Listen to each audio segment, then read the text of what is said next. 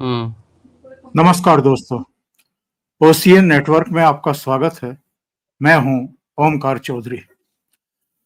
प्रधानमंत्री नरेंद्र मोदी ने एक बार कहा था, आपको याद होगा, उन्होंने कहा था कि शरीर के किसी हिस्से में अगर कोई जरा सा भी कांटा चुभ जाए और चुभा रह जाए, शरीर के भीतर ही रह जाए, तो बहुत कष्ट देता है। आपका पूरा शरीर स्वस्थ है, ठीक से आप काम कर रहे हैं, लेकिन वो एक छोटा सा कांटा आपको डिस्टर्ब करके रख देगा। और उन्होंने ये भी कहा था कि हमने तय कर लिया है कि हम इस कांटे को निकाल करके रहेंगे। और उनका इशारा टेररिज्म की तरफ था। देखिए, हमारे यहाँ जो प्रॉब्लम्स, जो 2047 का एक टारगेट रखा है प्रधानमंत्री ने कि विकसित राष्ट्रों की पांत में हम ले जाकर के भारत को खड़ा करेंगे, उसकी राह में बहुत बड़े रोड़े भी हैं और कांटे भी हैं। एक कांटे को निकालने का जिम्मा गृह मंत्री अमित शाह ने उठाया है। उन्होंने कहा है कि 30-31 मार्च 2026 तक नक्सलवाद को हम खत्म कर देंगे। और आप जानते हैं कि आतंकवाद के खिलाफ कब से लड़ाई चल रही है और कितना बड़ा नुकसान हो चुका है। 5 अगस्त 2019 को जब राज्यसभा और लोकसभा में 370 और 35 से हटाने का कानून लाया गया था, तो अमित शाह ने कहा था कि अब तक 40,000 से अधिक लोग तो टेररिज्म की भेंट चढ़ चुके हैं। इनमें हमारे सुरक्षाकर्मी भी हैं, सेना के जवान और अधिकारी भी हैं, आम नागरिक भी हैं, टेररिस्ट भी हैं, हमारे पुलिस वाले भी हैं। पर्यटक निर्दोष लोग उन्हीं में आ जाते हैं। लेकिन बहुत हद तक नियंत्रित करने के बावजूद ये अलग अलग शक्ल में हमारे सामने आ रहा है और अब तो बहुत डरावने रूप में ये प्रकट हुआ है, जिसको व्हाइट कॉलर टेररिज्म कहा जा रहा है। आज मेरे साथ जुड़ रहे हैं आपके सुपरिचित और खास, जिनको आप पसंद करते हैं, सुनना पसंद करते हैं, कर्नल अजय रैना साहब। तो उन्हीं से जरा समझने की कोशिश करते हैं। अजय जी, बहुत धन्यवाद आपका जुड़ने के लिए। नमस्कार, बहुत स्वागत। नमस्कार ओमकार जी, आपके दर्शकों को भी धन्यवाद। अजय जी, जो कुछ ये हुआ है, शायद 9 नवंबर से ये चल रहा है। 9 नवंबर को ये घटना घटी थी, लेकिन उससे पहले हम जानते हैं, आप जानते हैं, अब तो दर्शक भी जान चुके कि फरीदाबाद में 2 जगहों पर छापे पड़े थे और 2900 किलोग्राम विस्फोटक और कुछ दूसरे हथियार वगैरह बरामद हुए थे। कुछ गिरफ्तारियां हुई थी, एक सहारनपुर से, एक लखनऊ से, एक फरीदाबाद से। इनके सबके जो अलग अलग शहरों में बैठे हुए थे, इन सबके आपस में तार जुड़े हुए थे। और पता चला बाद में कि पुलवामा में किसी शादी में ये सब इकट्ठा हुए थे किसी एक दोस्त के यहाँ, और वहां फिर इनका ये सब चला और फिर सीमा पार से इनके तार जुड़े और ये सब फिर सिलसिला आगे बढ़ चला। ये सब एक्चुअल में हमारे बीच में ही काम करने वाले लोग हैं, सारे के सारे डॉक्टर हैं। डॉक्टर की पहली जिम्मेदारी होती है अजय जी कि लोगों की जान बख्शी जाए, जान बचाई जाए। दूसरा भगवान भगवान के बाद दूसरा नंबर डॉक्टर्स का दिया जाता है। लेकिन ये कैसे डॉक्टर हैं जो लाखों लोगों की जान लेना चाहते थे? ओमकार जी, जब आपको एक जिहाद का कीड़ा काट जाता ना, और ये सिर्फ जिहाद के लिए भी एप्लीकेबल नहीं, ये हर उस फंडामेंटलिस्ट अप्रोच का नतीजा है।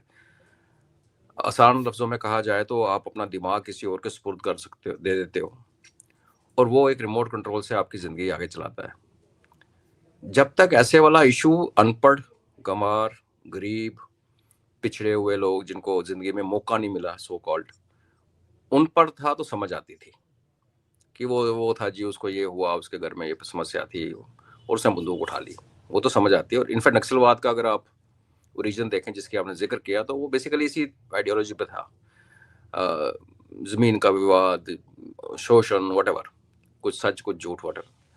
जब हम टेररिज्म के इसमें आए, नक्सलिज्म भी ऑफ कोर्स टेररिज्म था, लेकिन उसकी बड़ी पुरानी ये कहानी है। ये जो मॉडर्न कंटेम्प्रेरी टेररिज्म देखते हैं, तो हमें नहीं भूलना चाहिए कि जो इस सदी की सबसे बड़ी जो घटना हुई, जब पिछले 25 साल में घटना हुई, वो सबसे बड़ी घटना हुई थी जब ट्विन टावर गिराए गए थे। ट्विन टावर गिराने वाले जो लोग थे, टेररिस्ट जिन्होंने जहाज उड़ाए, वो पढ़े लिखे थे। कोई इंजीनियर था, कोई बड़ी रिच फैमिली से था, ग्रेजुएट सारी थे। और उनके पीछे जो उनका मास्टरमाइंड था ओसामा बिन लादेन, जो कि अरबपति का बेटा था, जिसको पैसे की कोई कमी नहीं थी। तो उसी दिन से एक ट्रेंड आना शुरू हुआ। देखिए, ये जो सो कॉल्ड सफेद पोश लोग जिसको कहते हैं, हमारे जनरल पांडे साहब ने ये एक टर्म यूज की थी कश्मीर में, जिसके इंग्लिश पत्रकारों ने फिर इसका अनुवाद किया, व्हाइट कॉलर। हालांकि ये एज ए स्कॉलर पेपर अगर आप देखोगे तो अमेरिका में एक पेपर लिखा गया था, लेकिन हमारे यहाँ यूज नहीं होता था। अमेरिका से लिखा था बिकॉज उन्होंने देखा जब वो उनके साथ हुआ। तो अगर आप ये जो सफेद पोश जो लोग हैं, ये हमेशा रहे हैं। कोई भी टेररिस्ट सिस्टम बिना OGW जिसको कहते हैं, ओवरग्राउंड वर्कर्स के, नहीं चलता। तो हम उसके भी यूज टू थे। लेकिन ये जो आपने पॉइंट आउट किया है, इस बार फर्क क्या हुआ है कि जो टेररिस्ट बने हैं वो खुद सफेद पोश की लाइफ जीते हैं। क्या होता है, जो दर्शकों को पता ही होगा, कश्मीर में जाएं, आप नॉर्थ ईस्ट में जाएं, नक्सल एरिया में जाएं, तो क्या होता है कि इन्होंने अपनी ना एक फौज खड़ी कर रखी होती है, जो फौज के कपड़े पहनती है शौक के मारे। बिकॉज काफी लोगों के लिए टेररिज्म का कोई जिहाद, कोई मिशन नहीं होता, उनको ग्लैमर खींचता है, यंग ब्लड को ग्लैमर, बंदूक का ग्लैमर। तो जैसे आर्मी वाले ड्रेसअप होते हैं, वैसे वाली आप देखेंगे वर्दियां पहन के घूम रहे हैं, पर आपको पता लग जाता है कि इसके बाल लंबे हैं, किसी की दाढ़ी उगी हुई है, किसी पैरों में शूज कुछ हो रहा है। तो ये जो ग्लैमर वाला जो पार्ट है, ये जर्नी टेररिज्म में देखा जाता है। जिसको आप ISIS का देखिए, आप LTT का देखिए, आप इनका हिजबुल मुजाहिदीन का देखिए, कश्मीर में लश्कर तैयबा का देखिए। जैसे जैसे प्रेशर पड़ता है और जैसे इवॉल्व होता है, तो फिर एक छोटी छोटी टुकड़ियों में बढ़ जाते हैं। ये शायद कपड़े ना पहने फौज वाले, ना ये पठानी सूट पहने जो बाहर से पहन देते, नॉर्मल लोगों में घुल मिल जाते हैं, बट वो टेररिस्ट ही माने जाते हैं। बिकॉज लोग उनको टेररिस्ट की तरह जानते हैं। उनको जब भी मौका मिलता है वो हथियार भी पकड़ लेते हैं, गोली भी चला लेते हैं, हथियार छुपा लेते हैं। तो जिसे मौका प्रस्त टेररिस्ट आप कह सकते हो।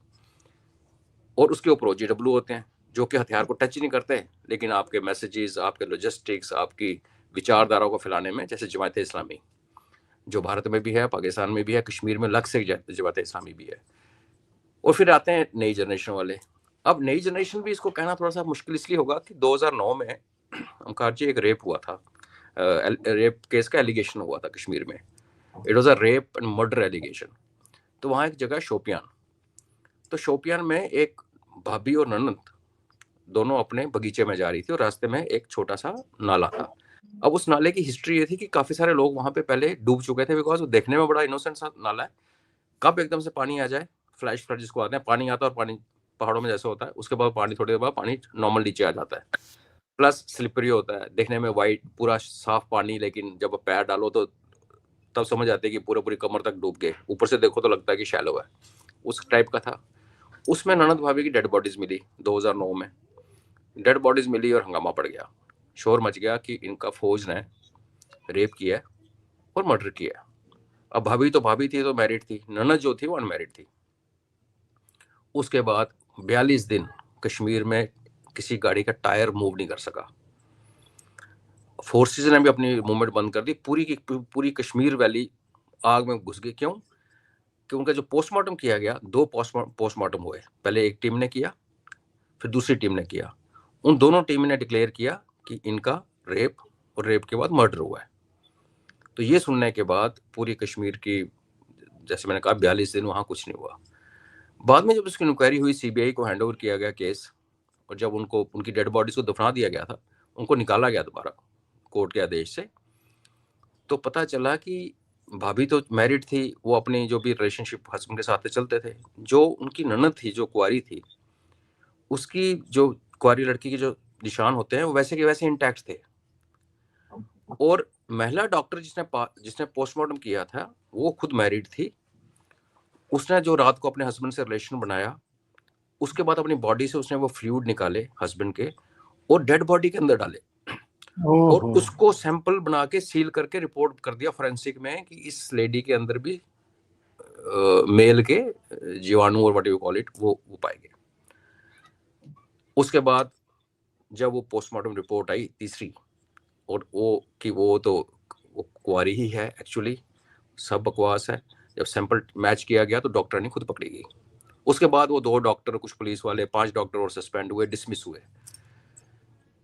तो वो मेरे ख्याल से एक वाइट टेररिज्म का भारत के अंदर कश्मीर के इस कॉन्टेक्स्ट में एक केस था जो उभर के सामने आया। उससे पहले भी छोटे मोटे जो JK-11 जिसने सबसे ज्यादा कश्मीरी पंडितों का नरसंहार किया और शुरुआत की, उनका जो आइडियोलॉग था वो डॉक्टर गुरु था।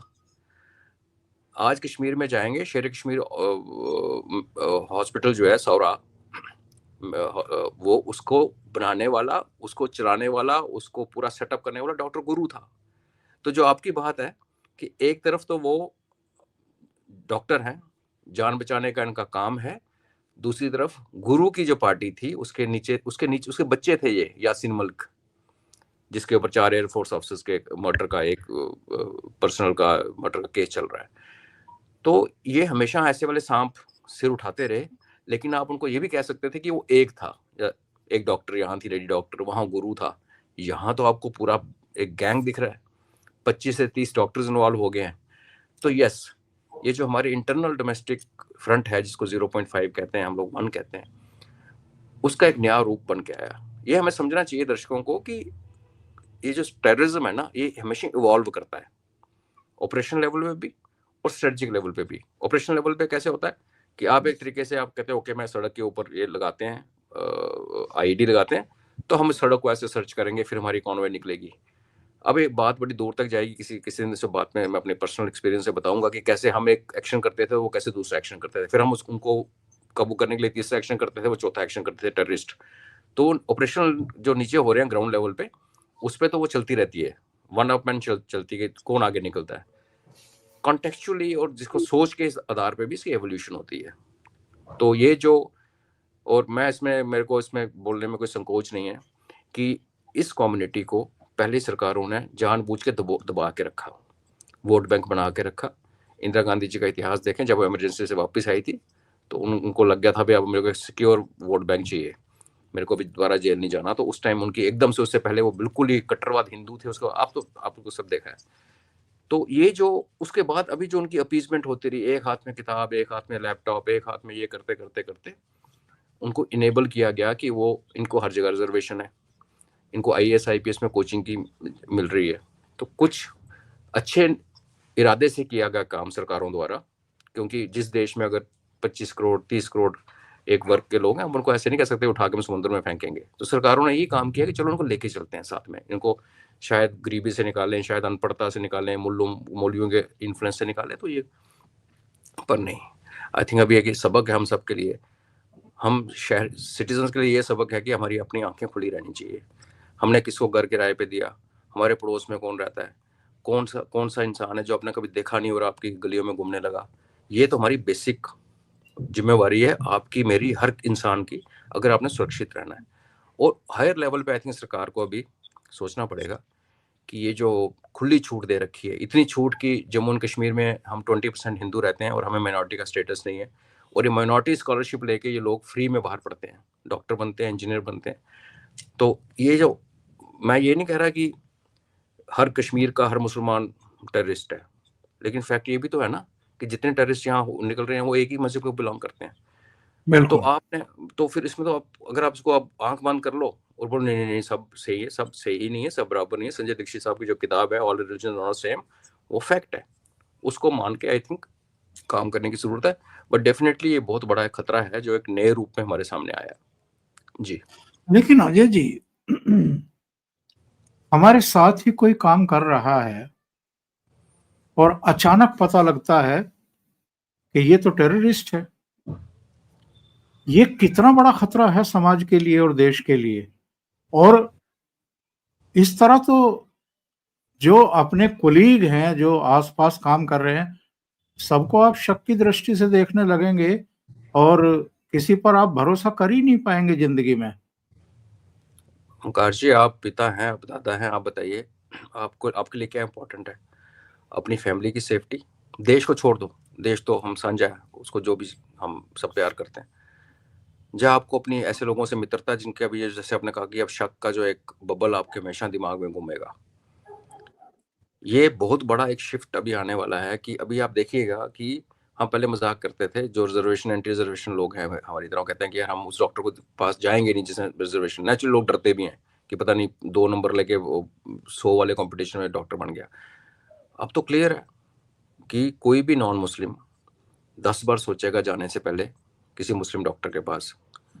कोई भी, और आज देखिए अगर आप आगे पीछे देखिए तो हमारे काफ़ी सारे जो स्किल्ड, सेमी स्किल्ड जो काम करने वाले प्लम्बर, इलेक्ट्रीशियन, ये ज़्यादातर मुस्लिम कम्युनिटी से हैं और उसमें से काफ़ी ज़्यादा यस, बांग्लादेशी भी हैं। तो अब क्या होगा?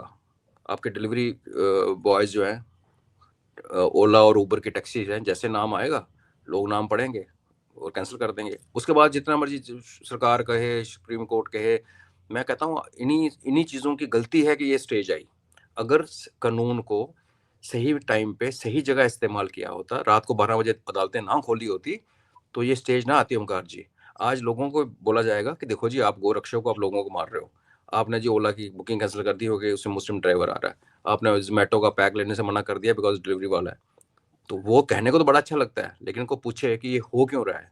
ये जो सिचुएशन जो हम बैठ के डिस्कस कर रहे हैं आज, इसका रीज़न ये है कि सब कानून होने के बावजूद, सब धाराएं होने के बावजूद, हमने एक सोच रखी कि आपको हेलमेट पहन के जाना, दूसरा गोल टोपी पहन के उसको चलान नहीं करना। ये सच है, आप हम सब देखते हैं अपने आसपास रहते हुए। तो सरकार को, अदालतों को अभी समझना पड़ेगा कि अगर इस सिचुएशन को और आगे नहीं लेके जाने देना, वो मतभेद जो आप कह रहे हैं, वो दिल में गलत फहमी नहीं मैं कहूँगा इसको, दिल में ये डाउट बिल्कुल सही है, ये गलत नहीं है। मुझे अपने परिवार की परवाह है, बाकी चीज़ें बाद में देखेंगे। तो क्योंकि अगर हम वेद पढ़े हैं ओंकार जी, तो हमारे वेदों में ऐसे तत्वों को खत्म करने की सीधी सीधी सलाह दी गई है। जो भी इंसान सोसाइटी को, देश को नुकसान पहुंचाता है, उनके साथ आप किसी किस्म का रिश्ता नहीं रखना चाहते। लेकिन मेजर पॉइंट ये आता है कि ये हुआ कैसे, उसको स्टडी करने की ज़रूरत है। और अगर कोई हमारा भाई बहन अगर मना करता है किसी किराएदार को कि हम आपको अपना घर किराए पे नहीं दे सकते, तो वो तो उछलेंगे, कूदेंगे, पर मुझे उसमें कोई बुरा नहीं लगता। अपनी सेफ्टी सबको प्यारी है, इट्स एज सिंपल जी। और हमने अभी भी देखा है अजय जी, जब ये कांवड़ यात्रा हो रही थी तब किस किस तरह के वीडियो आए थे।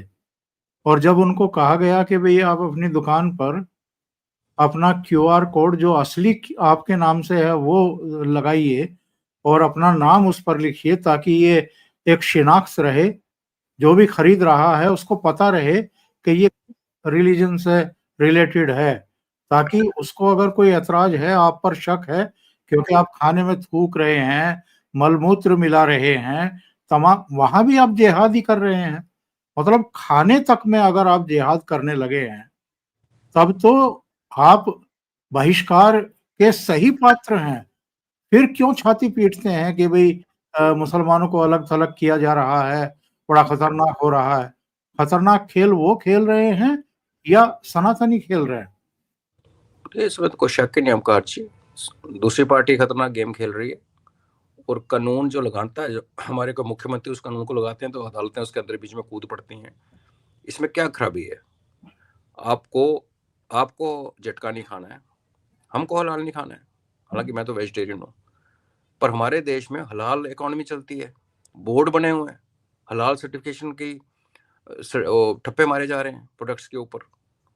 बिजनेसमैन, हम समझते हैं उनकी कंपल्शन है, जिन्होंने एक्सपोर्ट करना है उनको वेस्ट एशिया में उसके लिए ज़रूरत है। और ये सब कतर के ड्रामे हैं। तो माना ठीक है, हम नहीं कहते कि टाटा अपना स्टील वहां है, तो उस जो स्टील का बंडल जा रहा है ना, वहां पे मारे ना ठप्पा। हमारी मार्केट में, भारत के अंदर, सो कॉल्ड सेकुलर ने, जहाँ पे discrimination based on religion is band legally, आप कैसे एक आटे के पैकेट के पीछे हलाल की स्टैंप मारते हैं, और कैसे सरकार उसको करने देती है? FSSAI हो रही है। तो problem, I think, heart talk का टाइम है। हम और आप जितना मर्जी कर लें, नहीं, इसको एक सिस्टमिक तरीके से इस प्रॉब्लम को टैकल करना पड़ेगा। और अगर आप टैकल नहीं करेंगे तो फिर वही होगा जैसे आपने कहा और अभी डिस्कस कर रहे हैं। Lack of faith, lack of trust, कोई किसी से पर भरोसा नहीं करेगा और फिर तो काम बदतर होता चला जाएगा। उधर भी एक स्टांस लेना शुरू कर दिया जाएगा लोगों के द्वारा, जहाँ पे लोग ये गेटोस में रहते हैं, तो ये सिचुएशन बिगड़ती जाएगी।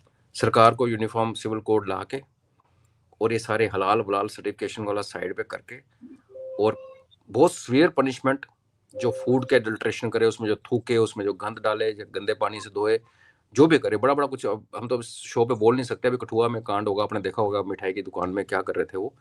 तो ये चीज़ें जब तक फूड एडल्ट्रेशन, और इसको आप मजहब से दूर रखें, कोई मतलब नहीं रेशन। आप कहो जी जिसने फूड को कंटेमिनेट किया उसको 14 साल, और किसी ने कुछ पॉइजन के साथ कंटेमिनेट किया सीधा फांसी। ऐसा कानून, अगर रेप के लिए एक फांसी का प्रोविजन कर सकते हो बिकॉज निर्भया कांड के बाद, तो ये तो उससे भी ज़्यादा घातक है। आज ये जो बंदा जो पॉइजन मिलाने के चक्कर में घूम रहा था गुजरात में, लाखों लोग मारे जाते थे।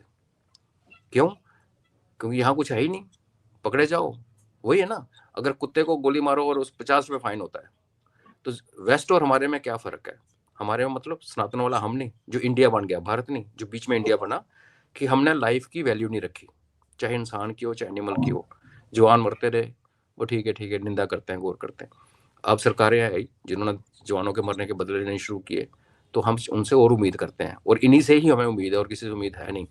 तो प्लीज़ मेरी ये अपील है आपके इस माध्यम से, कानून को कानून की तरह सब पे लागू कीजिए। कानून हमारा सेकुलर बना दिया आपने, वो सीधा कहता है कि धर्म के नाम पे, मजहब के नाम पे, कास्ट के नाम पे आप डिस्क्रिमिनेशन नहीं कर सकते। हालांकि आप कर रहे हो, हमें पता है। 12 बजे अदालतें नहीं खुलती हैं, क्यों खुलेंगी किसी के लिए? तो ये सरकार बड़े कदम ना उठाए तो फिर क्या होगा, ये हम लोग अपने हाथों में ले लेंगे। जो गोरक्षकों के ऊपर अब जो लग रहा है इल्ज़ाम, किसने सोचा कि क्यों जवान लड़के रात की नींदें खराब कर रहे हैं, जबकि उनके साथ वाले जो है वो बैठ के रीलें कर रहे हैं और चैट कर रहे हैं लड़कियों के साथ। इनको क्या पड़ी है अपनी जान जोखिम में डाल के हाईवे के ऊपर रात को गाड़ियों के पीछे घूमने की? उनको मजबूर किया बिकॉज उनको अभी ट्रस्ट नहीं बचा। तो बात गोरक्षा और उसकी नहीं है, बात यह है कि अगर देश है उसमें एक संविधान है जिसकी आप कसम खाते हो कि हम कोई भी चीज़ जो है वो संविधान के दायरे से बाहर नहीं करते, तो वो सबके लिए लागू सेम है। आप कंसेशन नहीं कर सकते कि चलता है ठीक है, किसी ने मंदिर बना दिया मस्जिद के ऊपर, मंदिर के मस्जिद बने रहना, तो सर्वे क्या कराना, सामने दिखता है क्या है। तो कुछ स्टेप्स हैं जो लेनी पड़ेंगी।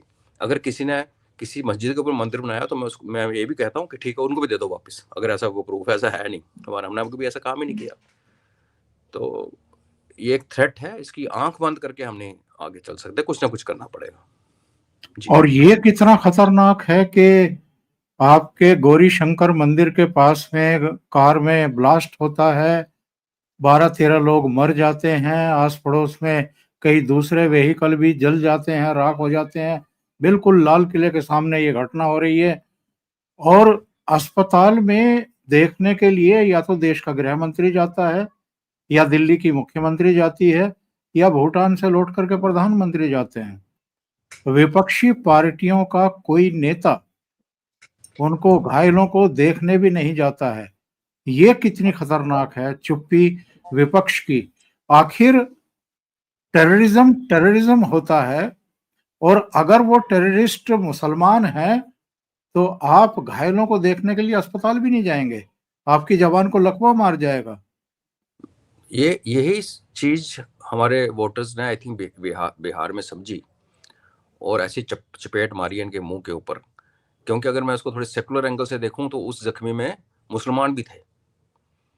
तो इनका कोई दीन धर्म नहीं है। हमारी जो अपोजिशन है ये हम ना हिंदुओं के सगे हैं ना मुसलमानों के सगे हैं, ये सगे हैं हमें आपस में लड़ाने के लिए।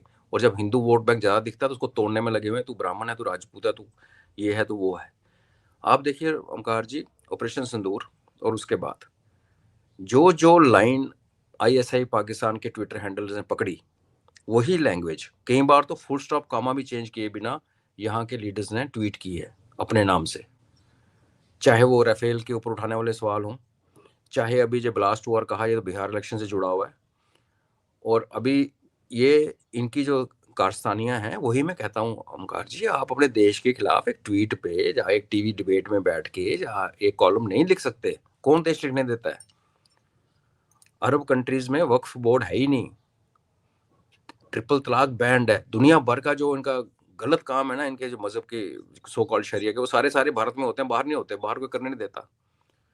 तो हमें क्लियर लेना पड़ेगा। बाकी रही बात अपोजिशन की, दुनिया देख रही है, तो मुसलमानों ने भी देखा ना कि जब उनके भी तो घायल पड़े हुए थे। आई थिंक जो मृत्यु है उसमें भी एक दो होंगे शायद, एवरेज के हिसाब से, बस जब गली में तो सारे चलते हैं, तो है खतरनाक है। और अभी भी सरकार को क्लू और चाहिए, तो आई डोंट नो क्या क्लू चाहिए। अब देखिए ये जो ब्लास्ट हुआ कल परसों नौगांव में, उसमें सारे मुस्लिम मारे गए। ये वो मुस्लिम थे जो देश के लिए काम कर रहे थे। हम सनातन में सब कुछ देखने बर्दाश्त करने के बाद भी हमें ये सोच है कि कौन ठीक है, कौन कलाम आजाद है और कौन कसाब है। उधर क्या है कि सारे काफिर हैं, सिंपल, ये फर्क है। चलो माना ये फर्क है, तो इनकी जो सीधा करने की जो कार्रवाई है, क्योंकि अगर अगर हमारे रामनवमी के उस पर पथराव हो रहे हैं, आपने कंवरिया यात्रा की बात की, उसमें जो जो हो रहा है, तो सरकार को सख्त होना पड़ेगा। ऊपर से एक मैसेज आएगा, क्योंकि एक ये बुली जो लोग होते हैं ना, जो स्ट्रीट पावर में दिखाते हैं, इनका एक ही इलाज है ओमकार जी, इनको उन्हीं की लैंग्वेज में जवाब देना पड़ता है। उनको आपने देखा, योगी जी की पुलिस जब डंडा लगाती है, हजारों के सैकड़ों में भाग रहे होते हैं कुत्तों की तरह। अब उसको जवाब कौन दे? दो ही एजेंसीज हैं, जहाँ आप और हम दें, जिसका मतलब है कि सिविल वार हो जाए, गली गली में खून खराबा शुरू हो जाए। दूसरा, सरकार अपने संविधान के अंदर जो स्टेप्स हैं पकड़े, उठाए और सही कार्रवाई करे। जो दूसरा ऑप्शन है, आई थिंक देश के लिए बेहतर है, क्योंकि हमारा देश है, हम नहीं चाहते यहाँ सिविल वॉर्स हो और खून खराबा हो। और लोगों को वो जो बाकी है ना बातें, धर्म वापसी, ये वो, मैं उन चीज़ों में कहाँ, मेरा वो मतलब डोमेन से बाहर है। मैं सीधी सीधी बात करता हूँ, जो किताब में लिखा है, हमारी किताब में लिखा है। अगर उनकी किताब में इतनी बड़ी होगी तो हमारी भी संविधान है ना, तो ये काम करना चाहिए। खतरनाक है, नहीं नहीं काबू करेंगे तो खतरा बढ़ता जाएगा। आज बिहार में हम उभर आए, कल और कोई छोटा मसला पैदा हो जाएगा। जेन जी को हर कोई टारगेट कर रहा है, और जेन जी बेचारे बच्चे हमारे पढ़ते पढ़ते तो है नहीं, उनको ये 2-4 मीम्स दिख जाए, 2-4 वीडियो दिख जाए, मानना शुरू कर देते हैं। तो बिल्कुल ये आपका जो पॉइंट है, ये सरकार को सुनना चाहिए, समझना चाहिए कि ऐसे चढ़ने दोगे तो बहुत खतरा है कि चलता है वो नहीं, दैट विल नॉट वर्क। और हर घटना का तार सीधे पाकिस्तान से जुड़ता है। आपने ट्विन टावर की बात की, या ये अभी व्हाइट कॉलर टेररिज्म, टेररिस्ट की बात है। इनके भी हैंडलर सीमा पार बैठे हुए थे, बताते हैं 2-3 बार तो वीडियो कॉल हुई है, और उसने इसको अप्रिसिएट किया था मुजम्मिल को, कि बड़ा नेक काम सौंपा है अल्लाह ने हमें, और आपने इसमें सहयोग किया है, समय आने पर हम इसको सामान को उठवा लेंगे। सब तार सीधे पाकिस्तान से जुड़ते हैं अजय जी। पाकिस्तान की तो मुझे चिंता नहीं है ओंकार जी, ये आज है कल नहीं कल हो ना हो, किसने देखा, उनको हम निपट लेंगे, उनको हम निपट लेंगे। बट ये जो तारे जुड़ने वाला जो पॉइंट है, कल को पाकिस्तान नहीं होगा तो कतर होगा, कतर नहीं होगा तो सऊदी होंगे, हो सकता है चाइना हो जाए। तो बहुत जल्दी जरूरी है कि हम अपना सोशल मीडिया का सिस्टम खड़ा करें, चाइना की तरह अपना व्हाट्सएप की ऑल्टरनेट निकालें, अपना मेल निकालें, और अपनी फायरवॉल के अंदर देश को बचा के रखें। क्योंकि ये पाकिस्तान खत्म जो कि होना ही होना है, वो एंड ऑफ स्टोरी नहीं है ना। आपके दुश्मन तो पूरी दुनिया में फैले हुए हैं, जो आपको जफियां डाल रहे हैं ऊपर से, उन पे भी आप भरोसा नहीं कर सकते, शायद रशिया को छोड़ के, कुछ हद तक इसराइल को छोड़ के। तो मैं आपको लिस्ट ही बता देता हूँ। इधर पाकिस्तान है, खत्म करोगे, चाइना है, अपना बांग्लादेश है, उसको खत्म करोगे, फिर कतर है, सऊदीज है, टर्की है, अजरबैजान है, यूके की पूरी, कौन सा देश की कहाँ में उनके हिंदू फोबिया कब शुरू हो जाए पता नहीं। अमेरिका आप ट्रस्ट कर नहीं सकते। तो मे बी एक अभी ये आ गई है स्टेज कि अब हमें अपनी फायरवॉल्स खड़ी करनी पड़ेंगी, और जो हमारे देश के अंदर बैठ के वीपीएन यूज करके जो जंप कर रहा है दीवार को, वो पकड़ा जाता है। तो आई थिंक ये बहुत बड़ी इन्वेस्टमेंट होगी। वो गोल्डन डोम जो डोम हम बना रहे हैं, वो तो बने, लेकिन उससे भी वो डोम बचाता है हमारी स्ट्रेटेजिक एसेट्स को, जो मोदी साहब ने अनाउंस किया।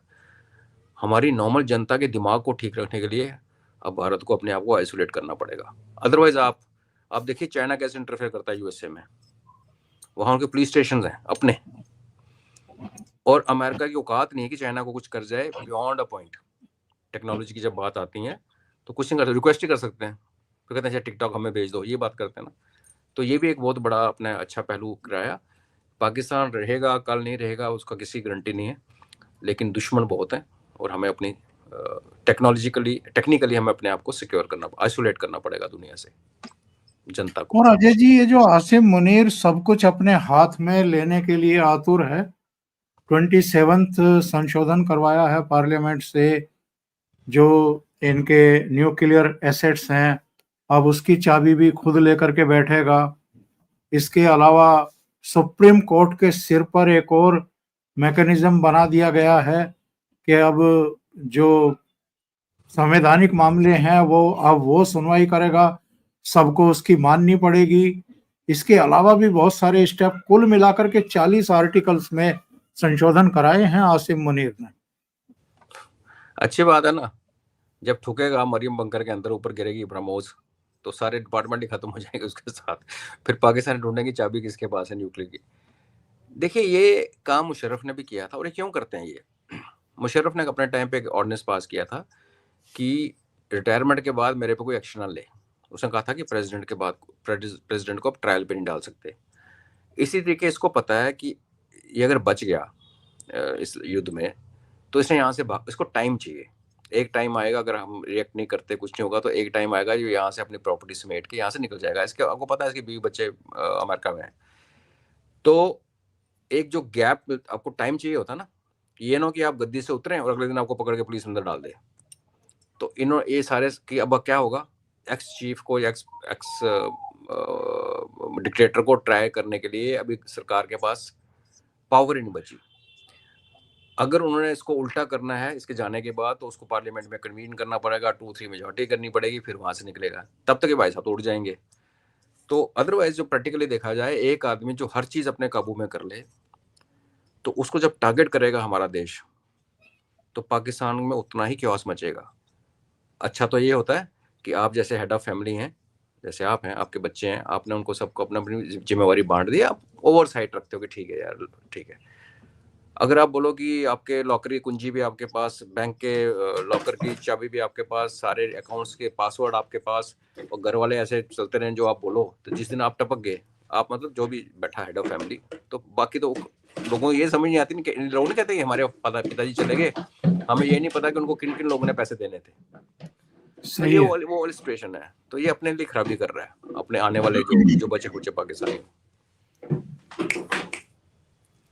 मेरा पेट वो खेलने के जी। मूड में।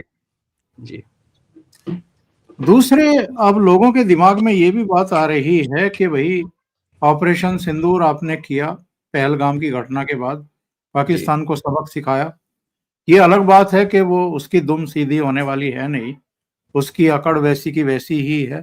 तब घुटनों पर आ गया और उसके बाद कहना शुरू कर दिया कि युद्ध तो हम ही जीते हैं, हमने तो इतने राफेल गिरा दिए, हमने तो ये कर दिया, हमने तो वो कर दिया।